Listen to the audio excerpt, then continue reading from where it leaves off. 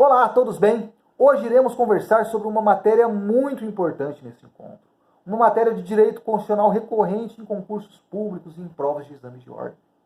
Iremos falar sobre os legitimados para propor as ações diretas de inconstitucionalidade, as ações declaratórias de constitucionalidade e a arguição de descumprimento de preceito fundamental. São 9 os legitimados e o rol você encontra lá no artigo 103 da Constituição Federal, ou na Lei 9.882 de 1999, no artigo 2º, inciso 1º, que é a lei da ADPF.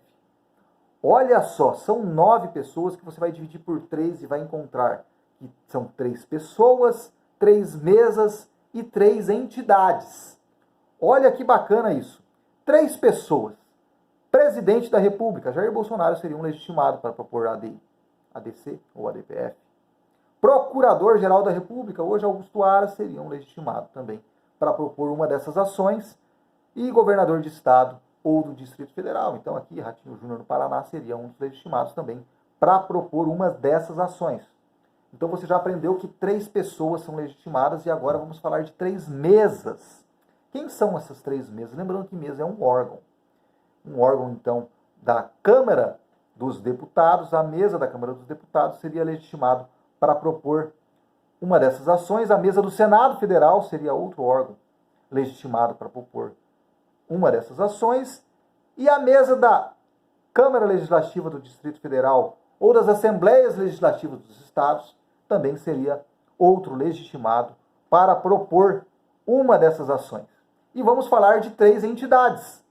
O Conselho Federal da Ordem dos Advogados do Brasil é um legitimado para propor uma ADI, ADC ou ADPF.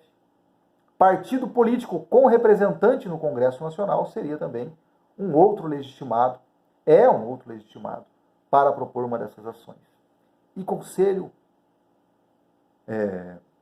confederação sindical ou entidade de classe de âmbito nacional também seria outro legitimado, outra entidade que poderia propor uma dessas ações. Talvez saber só quem são os legitimados não seja suficiente para responder à questão da sua prova. Pode ser que eles perguntem quem tem capacidade postulatória para propor esse tipo de ação. Então, quem precisaria ou não de advogado para propor esse tipo de ação? Então, muito fácil, você vai saber quem não precisa de advogado e quem precisa de advogado agora. Quem precisa de advogado, sabendo isso, você já mata a questão. Então, vamos lá. Só 2 entidades necessitam de advogado. Todos os outros que eu falei têm capacidade postulatória. Então, quem são as 2 entidades que necessitam de advogado? Partido político com representante no Congresso Nacional. Eles precisam de um advogado para propor a ação.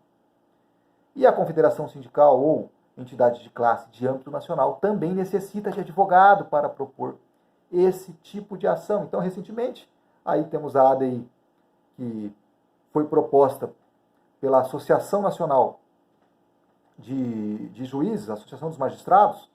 Eles proporam a ação contra a polêmica situação do juiz das garantias.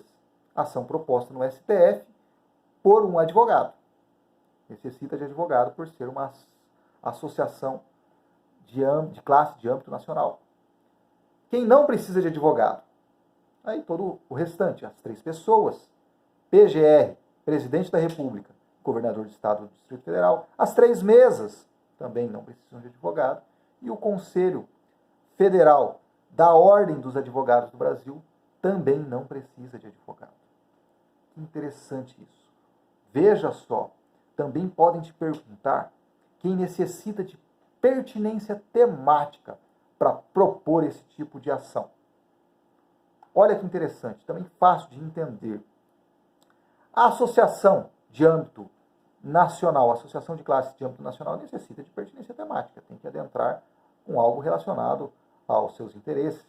A confederação sindical também necessita de pertinência temática. E governador de estado, o Distrito Federal e as mesas da Assembleia Legislativa dos Estados ou do Distrito Federal, por ser situações regionais, né, são interesses regionais, eles necessitam, na verdade, demonstrar a pertinência temática. Todos os outros, vejam só, Presidente da República, Procurador-Geral da República, Conselho Federal da Ordem dos Advogados do Brasil, mesa da Câmara dos Deputados federais, senadores da República e partidos políticos com representantes no Congresso Nacional. Estamos falando de pessoas, entidades e mesas de âmbito nacional. Então não necessita de pertinência temática. Foi bacana esse vídeo? Se foi bacana, comente aí embaixo para que eu possa vir aqui e aprender com vocês. E ensinando se aprende muito mais. Então eu quero sim continuar com esses vídeos. Se você gostou, deixe aí o seu like, compartilhe o vídeo e, mais importante do que isso, deixe os comentários para que a gente possa discorrer sobre esse e outros assuntos. Um grande abraço e até o próximo vídeo.